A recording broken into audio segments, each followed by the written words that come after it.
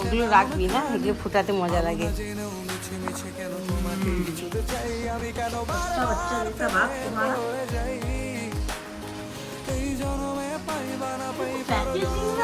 কি নিয়ে এসছে, কি নিয়ে এসছে, সো এক্সাইটেড।